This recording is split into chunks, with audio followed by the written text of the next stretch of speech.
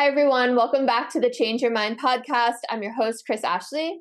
We explore the intersection between personal development, spirituality, and science. And today we are going to talk about the importance of movement. First, a couple quick announcements. If you head over to the links in my show notes, you'll find a link to my book, Change Your Mind to Change Your Reality. It was endorsed by Bob Doyle, Michael Beckwith, Marcy Shimoff, all who were on The Secret.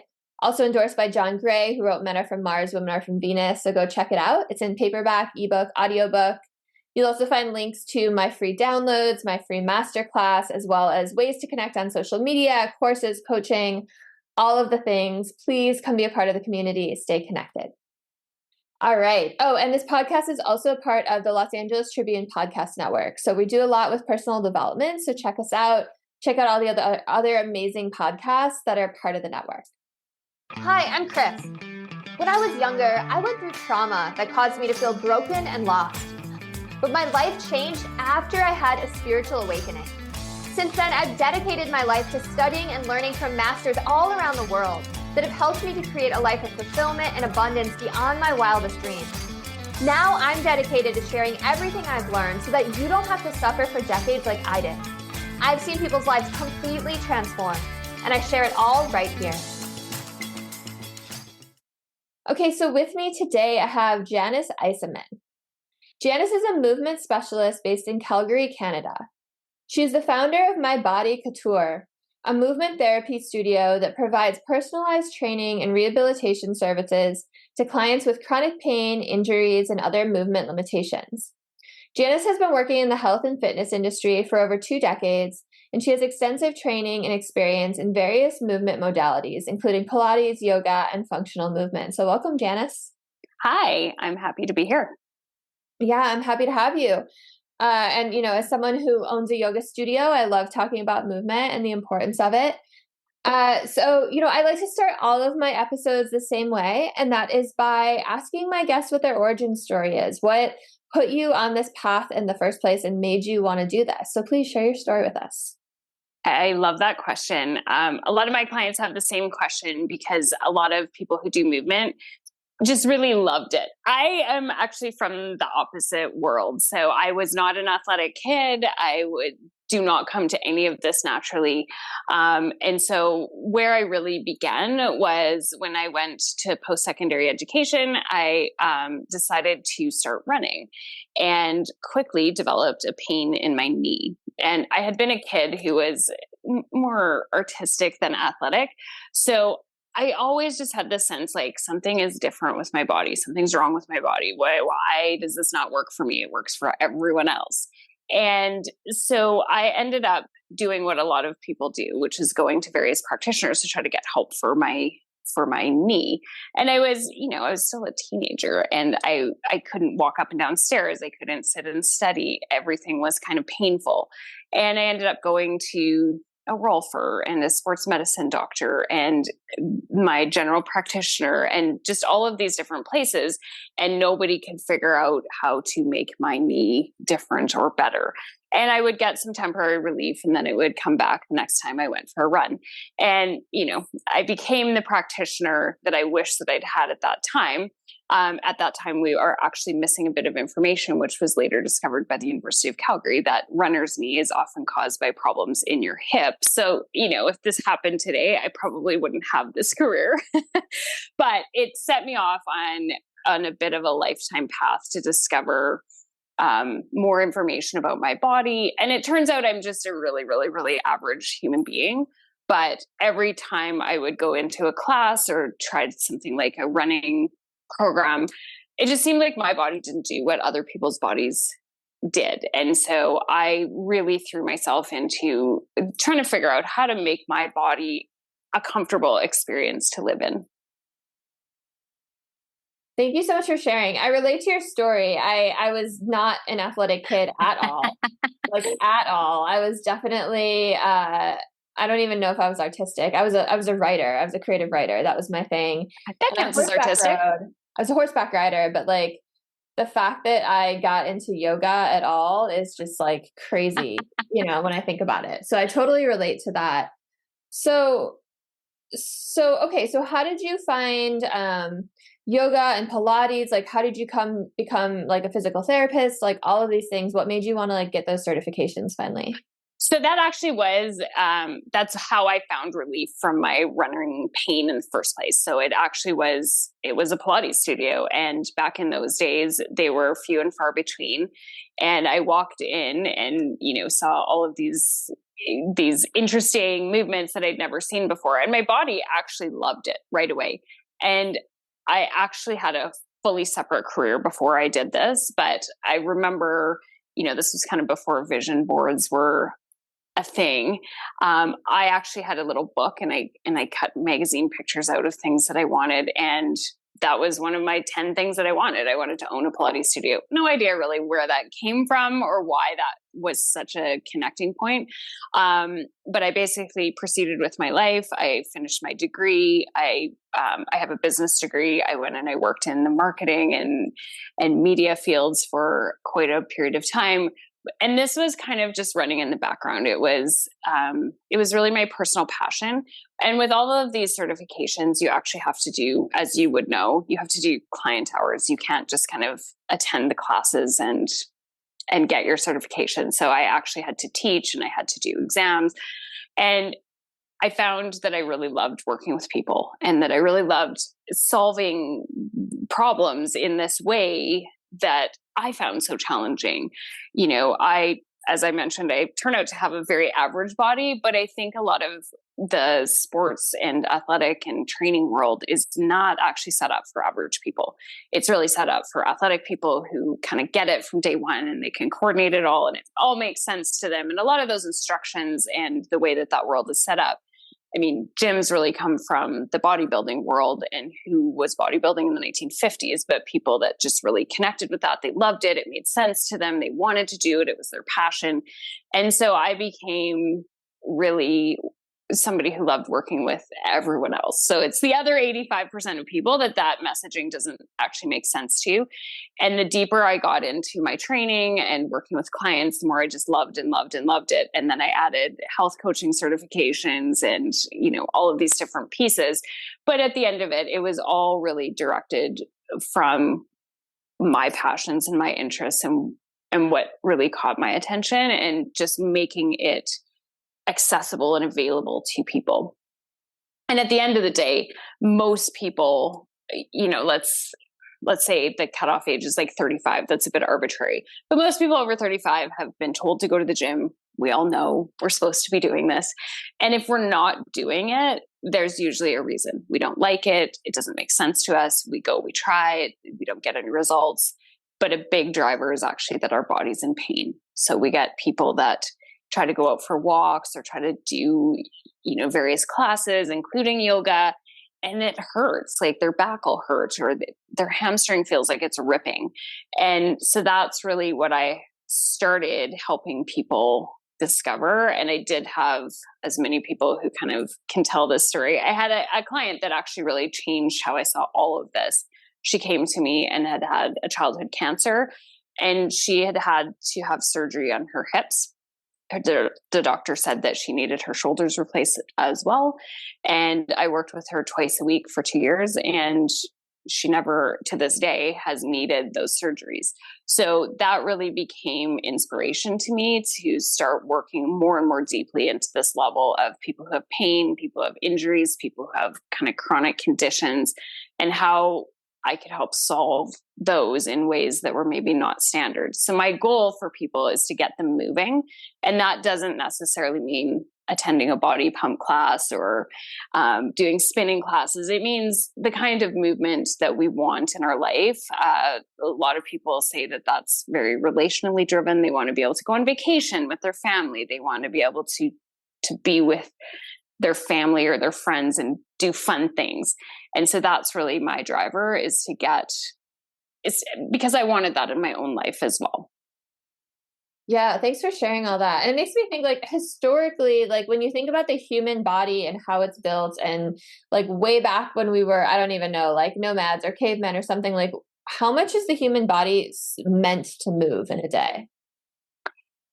Well, I don't have a specific answer of how much we were meant to move, but I do have a specific answer of how much we did move. So there is evidence that shows that modern hunter-gatherers walk around 15 miles a day just to get food. So that's 15 miles or, just over 30 kilometers. And I'm going to repeat that, just to get food. So that's not entertainment. That's not for fun. That is to stay alive. And I've seen other research that says that ancient humans spent about 75% of their caloric intake just to get more calories.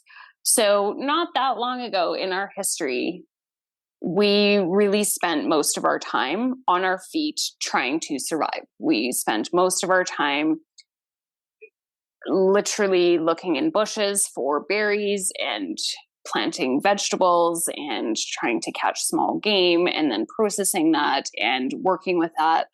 So the human body was not meant to sit. And that is an area where I find that the vast majority of my clients kind of bump into problems. And it's not our fault. Everything is made very conveniently for us these days. We don't have to go out anywhere to get food. We can actually get it right to our door.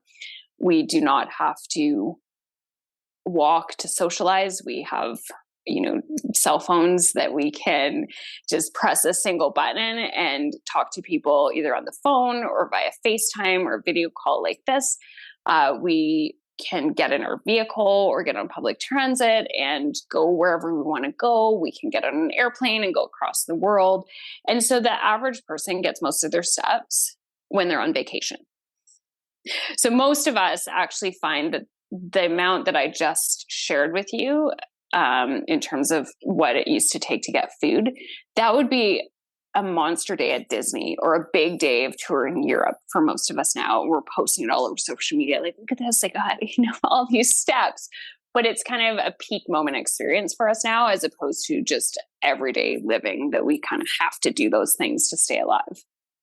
Yeah, it's super fascinating to think about. And how many steps do you think the average person gets in a day?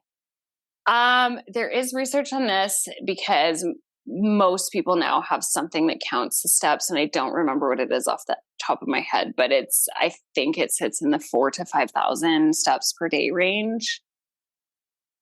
So what other impacts besides things like pain and stiffness does our modern lifestyle do to our bodies? What are the other impacts? It has a huge impact on our digestive system. So the way that our digestive system actually works is the movement of the pelvis by way of walking. That's actually what gives us motility of our intestinal systems.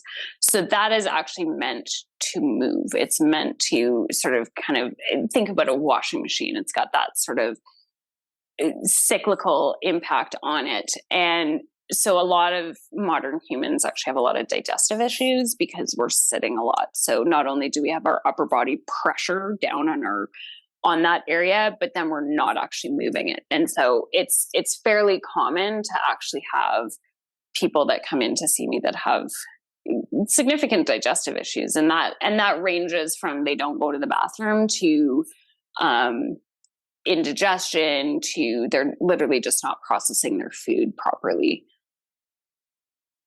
Yeah. You mentioned knee pain from running earlier is often caused by hips. So I'd love for you to talk a little bit about how different body parts are connected in that kind of. So we often, when we learn in junior high or high school about our own bodies, which is very minimal, we often really learn about it from the framework of you look in a textbook and there's a discrete muscle and we memorize the muscle name, and then there's a bone and we memorize that name, and we think of them as really, really separate. But in actual fact, the whole thing is way less separated than what you might think. So if you ever watch a dissection video, which they are available online, that where one muscle ends and the next begins is definitely less concrete than what we actually learn. And so that's the first thing, is that it's more of a flow. It's the same way that, if you think about driving across the United States, you might see a sign that says you're in a new state, but it's not like everything changes. It's not like it's not like there's actually a color shift or like a massive shift in the geography.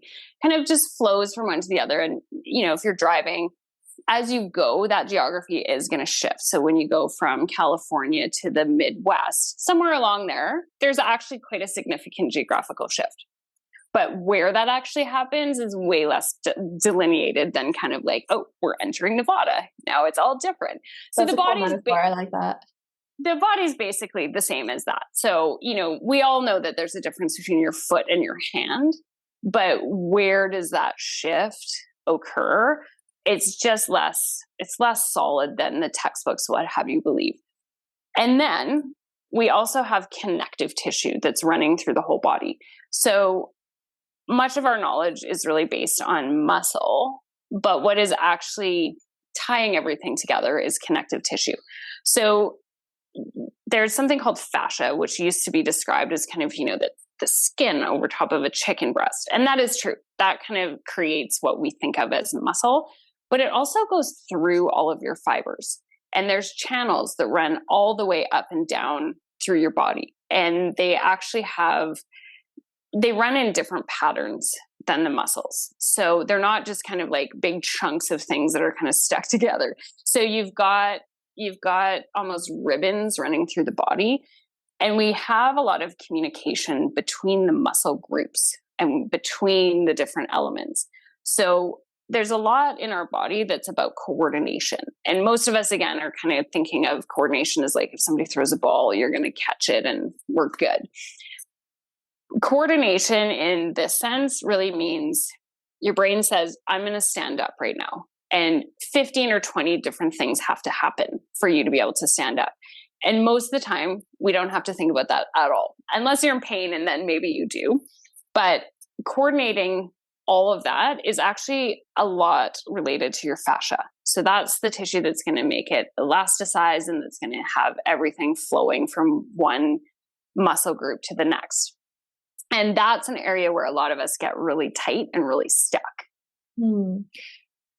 First of all, I love your state line metaphor. That's like one of the coolest metaphors, and it totally makes sense. And like also just, there's so much of modern medicine. It's like people specialize in things, and that's never made sense to me because it's like you want to look at the body as a whole, right?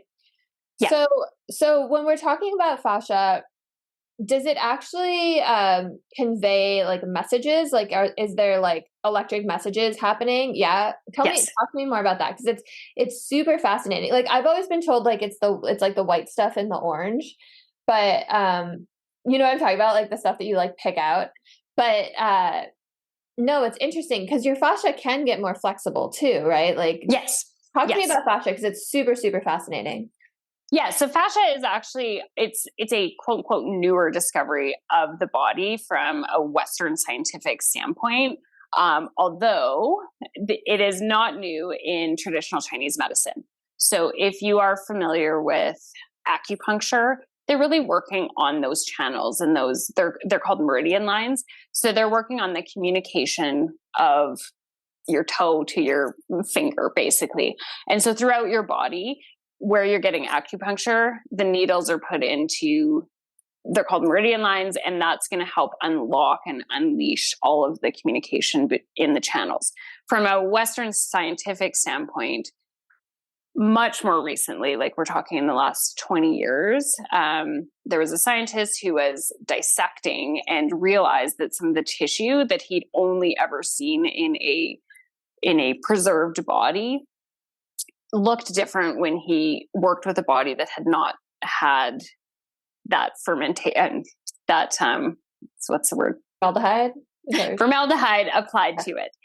And so that kind of set off a whole discovery of what is actually happening in the body. He discovered that there are communications, and there is a whole channel that is it's moving most of the fluid through the whole body. So the fluid that many of us think of are going to be your blood and your lymph, but your fascia is actually moving more fluid through the body than either of those items are.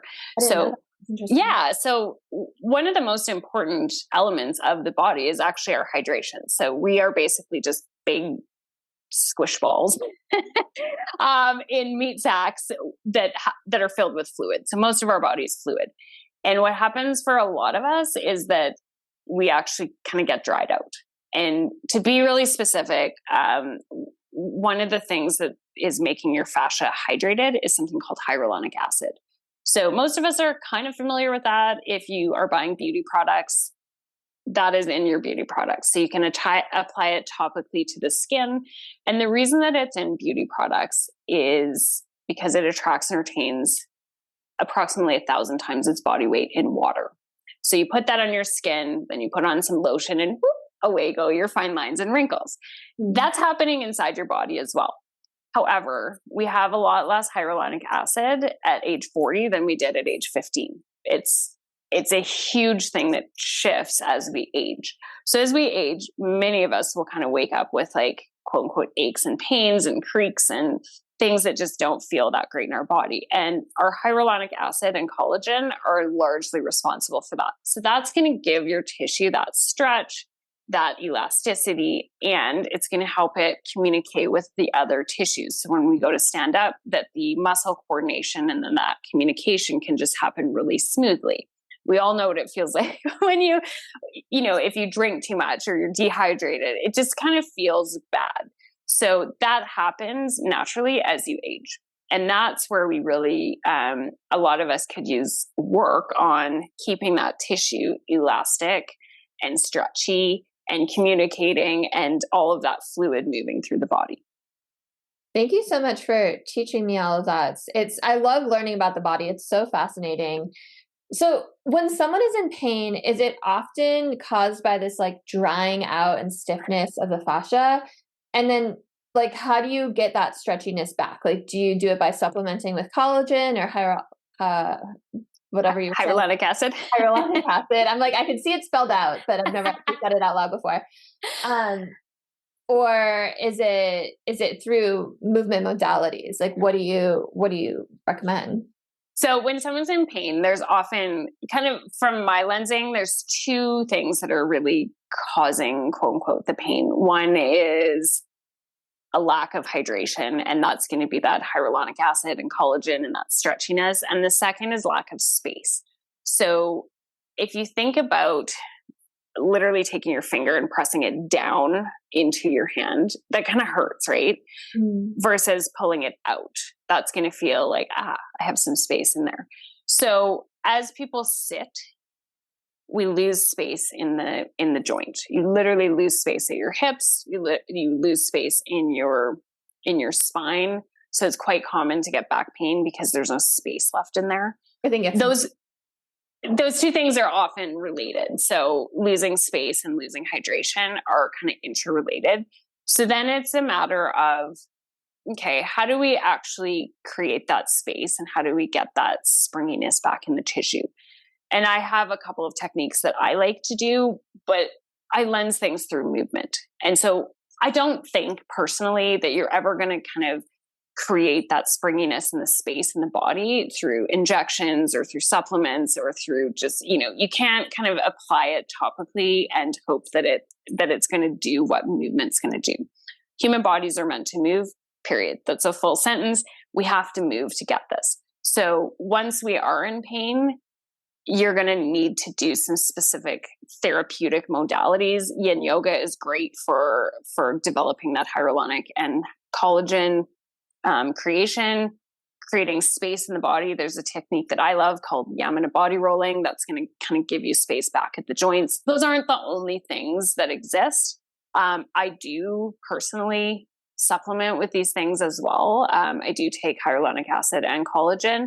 But I do those in combination with the movement therapies. So I don't think that you can hope to just have it kind of applied to you. You have to actually get up and do what the human body was meant to do. Yeah. And yeah, that's so interesting. And like also like all kinds of movement, right? Like, yeah. Oh yeah. Not just like sitting and lifting weights and like doing the same thing over and over. Like we're meant to like run and walk and lift and bend and reach, right? Absolutely. Go ahead.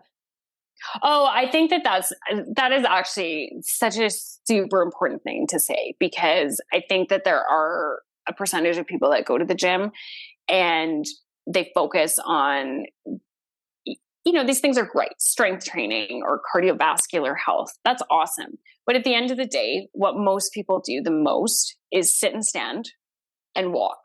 And if you're not doing those things more than going to the gym, you need to start. So, we can't overcome sitting for 8 hours in a block. You can't go to the gym and outrun that. So you need to be standing up from your desk. You need to be sitting down. You need to be walking around. That I'm not a huge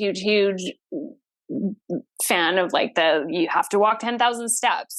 There's actually new research that shows that the magic number for like longevity is 8,000 steps twice a week. But that's still, that's going to exceed what the average person is actually doing in a week. So you need to just find a way to get more steps in. And that could be anything. Like I get steps in by just sort of quote unquote wasting time. It's not efficient for me to walk to the post office, but it helps me get those steps in because our modern world is created in such a way that I literally don't have to, right? So I think that you have to walk and you have to sit and stand. And if you have a desk job, that means that you have to stand up and you can sit right back down again, but you just have to get those fluid and the tissues and everything kind of moving. And you have to do that throughout the day. Yeah. And 8,000 steps twice a day doesn't sound like a lot to me. Or twice a week, I mean. Doesn't sound it's not. Like it's only not. Twice a week? Yeah. No, I know. It's not even the 10,000 steps a day that we were kind of arbitrarily told. And it just shows you like how the human body actually doesn't need that much to actually thrive. It wasn't, we're lucky as a species. We can kind of get away with a lot in the body and still make it all work out. People can eat pizza for a year and not have any kind of negative side effect from that. Etc. So that's your minimum, and just going out for a couple of walks a few times a week is going to give you that longevity piece. It's going to give your tissues what they actually need, that's great news. That's the best news, right? Yeah. Yeah, no, totally. I mean, and walking is so therapeutic, like emotionally too. Yes. Which actually kind of brings me to the next thing I wanted to talk about is like how do you see emotions being tied into pain and stiffness and ailments in the body? Well, so that's a great question. So every time we have an emotion, we have a muscular response. So as you and I are sitting talking, our faces are creating responses, and it kind of does that without your permission. So if I'm disgusted by something, it's going to show on my face. There's going to be a muscular reaction. So we can change our thoughts. We can do all kinds of emotional work, but at the end of the day, your muscles are still going to have a response. And in our society, we actually we talk about this in a couple of ways that I love. So the one is you have butterflies in your stomach. So most of us can kind of call that idea to mind. But what's actually happening there is you get tightening of the intestines, you get shortening of the psoas or the hip flexor muscle. The other one that I love is that something is a pain in the ass or a pain in the butt. So that's where, again, the glute muscles will kind of tighten up. The sit bones will kind of draw a little bit closer together. So quite often what will happen is when we have really strong emotions, our body will do a lot of internal rotating. So if you think about, and that could include being warm and cozy. So if you think about the winter time and you want to be comforted, you kind of curl up into a little ball. So we make ourselves smaller, our shoulders roll in, we'll often pull our hips in towards us. So that even is a comfortable emotion. But when we feel stressed, we can have a lot of emotional response to that too. So something that's really common is pulling the shoulders up into the ears when we feel a lot of stress. The two biggest areas I think that people really have a strong emotional somatic response are in the shoulders and in the stomach. And the reason for that is because the two most exposed areas of our body from a skeletal standpoint are our neck and our torso. So if you think about your arm, if I was to take a knife and hit my arm, we would hit bone there pretty quickly. That's not true in your viscera, in your stomach, and it's not true in your neck. So our body has a really strong protective mechanism of our stomach and our neck. So when something feels a little bit icky, we kind of become like a cat. Cat will arch its back. We'll lift our shoulders. We'll jut our head forward. We'll do a lot to kind of get the neck out of the way. And same thing at the abdomen. So whoop, the whole torso will just kind of shrink. That's a really protective thing that is happening.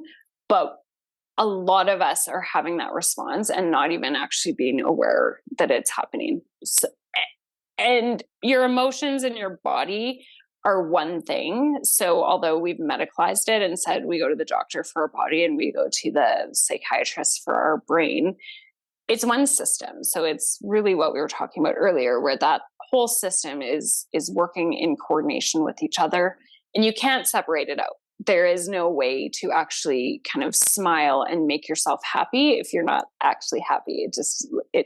I can do the facial movement, but it doesn't mean that anything has actually changed emotionally in the body. But vice versa, when I'm scared, the hair on your arms are going to jump up. Maybe your shoulders are going to jump up. You're going to have a really strong somatic response. And then doing that over and over and over and over again without sort of flushing those emotions through or having that pause moment or having any downtime, that's where we can actually get into pain, because our muscles are just like an animal. If a cat was walking around all the time with its back arched, you'd have to take that cat to the vet. Like something is wrong, right? But a lot of us are kind of living in that heightened state of like fear, emergency, stress. And then it's just too much for your muscles. It creates lack of space. We get that tightness, we get pain, and away we go. I really appreciate everything you just said. And, we've had so many conversations on this podcast about, how pain is tied to repressed emotions or mindset and all these things. But it's really interesting to hear it just from like purely a body standpoint. And everything you said makes a lot of sense. I've also heard of like you tuck the tailbone a little bit, kind of like a scared dog. Like it's protective. And as you were talking, I was thinking like, wow, this is like my dialogue when I teach camel pose, right? Like, or when people come out of it, I have them sit in meditation. It's like, because those heart openers can bring up a lot for people, right? Oh yeah. Like, it's like from a biological standpoint, like we don't want to open the front side of our body. That's where our vital organs are. That's like a vulnerable place to be. And I like that you touched on, if we're constantly sitting all day, like there's this compression that's going to happen. And then if we're stressed on top of that, which most people are, then there's this like rounding and tightening and shortening of muscles, at least in the front side of the body, that's going to happen. And it's like, no wonder people are having back pain and neck pain and shoulder pain and all these things. Like it's so clear, right? Absolutely. Yeah. I mean, end of the day, we're living in a manner that's really divorced from the way that we were born to adapt to. So, most of us, if you strip out the city where we live in, look at the ground underneath you, you would have been walking on that terrain. You would have been searching around on that terrain for food, hunting, gathering, eventually cultivating crops. And those kind of modern stressors wouldn't have been peaking out every second. Many of us, every time we check our email or pick up our phone, there's a million things that are kind of popping up that feel like severe emergencies. So we don't even have to wander into the world of trauma to kind of see that we're living in a way that we didn't adapt to. So there isn't really any way to remove all the flooring and remove all the sidewalks and remove all the shoes and kind of go back to all of that. And most of us wouldn't want to anyways, but we probably do need some sort of practice. And I also am a fan of yoga for that, to just have some time where we chill out and we move our body in a more directed way to release some stress and to bring our nervous system down and to do some movements that maybe don't feel supernatural, like opening our chest. we don't currently have to do anything that's ever super awkward or uncomfortable with our body. But I can assure you, if you had to drag a buffalo, you would have to do some things that we currently don't ever have to do with our body. So we don't even have to go to super extremes. But you mentioned this a while ago, you're squatting, you're lunging, you're throwing, you're twisting, you're rotating. All of those things were just part of how we moved. And so look, that's again, another reason why I love yoga, because we incorporate a lot of those movements, which are quite natural to the human body. And they're not always going to feel comfortable. Yeah, totally. You said something and I wanted to comment on it because I really liked it. And I have like serious pregnancy brain right now and it totally just flew out. But how much movement should someone get in a day, like the average person? And I know it's hard to say average person. Let's say most of my listeners are in their 30s and 40s. So how much movement should someone in their 30s or 40s get in a day? I'm going to give a really specific answer. More than you're doing. So most people are getting not enough steps. So that's the first place that I actually recommend that you look at, is just get some more steps. And it doesn't have to be in a concrete exercise way or a specific movement modality. Just find ways that you can walk a little bit more. And that could be, I know this is always the example given, but it's because it's a decent one. Park a little bit further than you need to from where you're going. Walk an extra 5 minutes. Go walk to your coworker's office instead of calling them or emailing them. Make sure that at lunchtime you're actually standing up. Lots of people now are eating at their desk, and I had a desk job. I get it. I know why that's happening, but take that 5 to 10 minutes and just walk around your office or go out on the street or go to a park or go somewhere. So that's always the first place to start, because it's usually the easiest. We can take whatever your step count is and aim to double it. And that's not going to happen in a week, but look at what you're doing over a year. 99% of us have phones that are tracking our data. So it's super easy just to go into your health data, check how many steps you did in 2023, and then make it a goal to double that in 2024. Then in terms of kind of, your more formalized exercise programs, there is a benefit to doing specific strength training and cardio and flexibility training programs. There's a reason that those are recommended. So ideally, we want to aim for kind of 2 of those a week. That's, again, a really big stretch for a lot of people to start with. So even if you can try to get 4 a month, find a yoga studio, find a gym, find a personal trainer, find a clinician or somebody that you like working with, find a friend, and, decide that you're going to do 1 class a week. Then after 6 months, if that's sustainable for you, see if you can add a second one.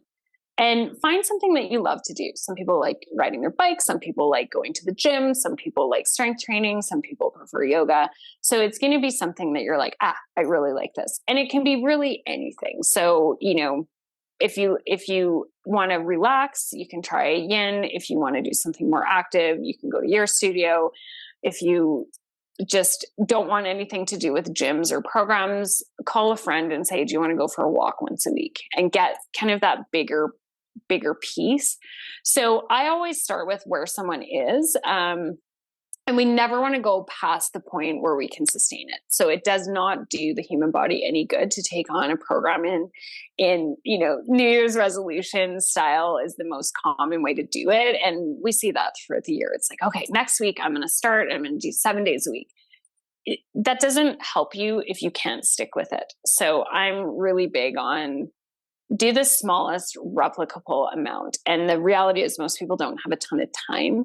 So it is take a look at what you're doing now and add 10%. Add 10% a month until you're like, I can't do this anymore. And then stop there. And then just repeat. And as we age, we need more programs that sustain the body and less programs that look to buzz energy out of the body. So to be really specific, we're going to be looking more as we age towards things like a yoga as opposed to a spin class.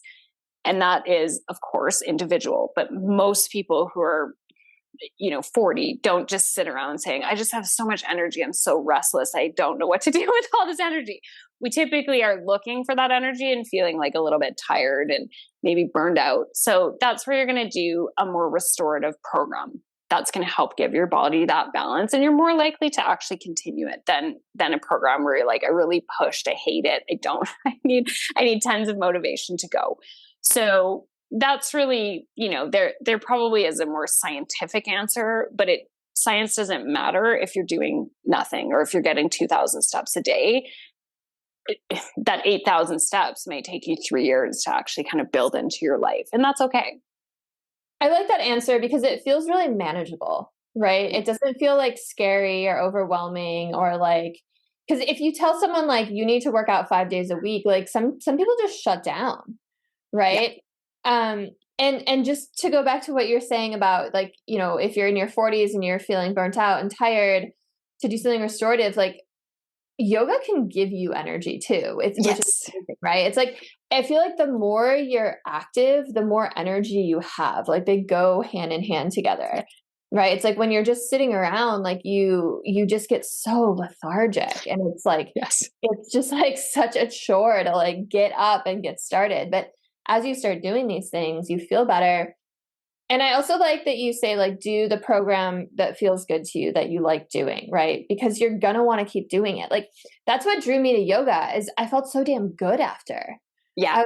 I was like, wow, for the first time, my mind is clear. My body feels like I'm floating. Like this is like addicting, right? I want this feeling. And I like kept chasing that high. And then it was like, oh, I'm like I would just go whenever I felt drawn to my mat, which became like every day. But then I have reached those points where I'm like, oh, this is too much of my body. So it's like, yeah, it's super smart to listen to your body too. Absolutely. And I do want to mention that there is some research that shows it takes on average 6 weeks to start seeing results from a new program. And the average person actually quits at week 5. So quite often we're actually quitting before we kind of start to feel the results in our body. There, of course, are exceptions. There are people who maybe had more of a history of working out and it just feels like, I can just drop back into this. But the average person takes a while to actually start to feel or notice or discover those shifts in the body. And they might actually be a little bit more subtle. So we're kind of seeing a lot of magic happening on Instagram where we see the before and after pictures and these big dramatic things. It might not feel like that to you. It might, and that's great. And you can, post that story and get involved in that. But a lot of people, it's more exactly what you just said. You're just feeling a bit more energy. You feel a little bit more mental clarity. You notice that you can get a few more things done in a day. You notice that you're maybe a little bit less stressed out. So I really like to frame this in the sense of there's black and there's white. So when we have a black shape in front of us, that might be something like body pain. We can usually identify where it is. It has a black shape. We can notice that. When that goes away, it's really hard to notice a white object, white space. So what we're often looking for out of fitness programs and out of nutrition programs, things like that, are actually the white space where we just can run our life without noticing the body. So we might have something where we notice, I have more energy, but you might also have to go back in your mind 6 months to notice like the difference between the two. And then we really quickly forget what the old us felt like. So unless you're a professional or blogging or doing Instagram posts, it can be really hard to remember what it felt like to not have energy and to not have mental clarity and to be kind of flustered all day and to not get through your to-do list. So I always tell people to look for that white space, that white shape in front of us, which is a lot more subtle. It's a lot harder to pick up on.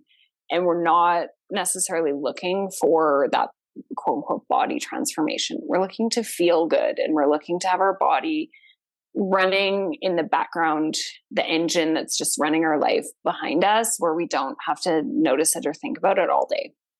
But that actually takes a lot of work. It takes a lot of work to actually to get it just running smoothly without us having to notice it. No, I like the idea that the goal is to like basically forget the body, right? Like in Yeah. terms of stress and aches and pains.